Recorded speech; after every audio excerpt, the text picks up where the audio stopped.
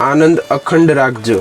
1989ની સાલમાં અમદાવાદમાં કાર્તિક એકાદશીનો સમયો સ્વામીશ્રીએ કર્યો।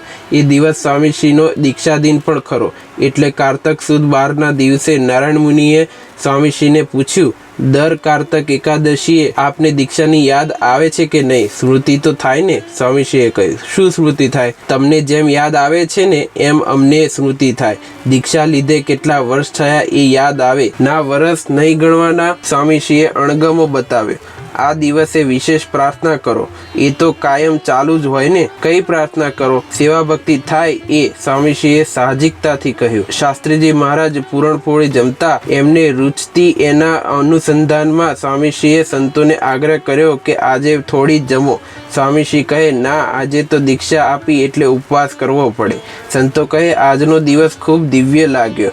સ્વામીશ્રી બોલ્યા, આવો ને આવો આનંદ અખંડ રાખજો। 24 કલાક 8 પહોર આજનો દિવસ જ નહીં, કાયમ માટે પ્રગટ ગુરુહરિની સ્મૃતિઓ વાગોળવાનો સ્વામીશ્રીએ અણસાર કર્યો ને સુખ્યા રહેવા પરમ ઉપાય બતાવ્યો। જય સ્વામિનારાયણ।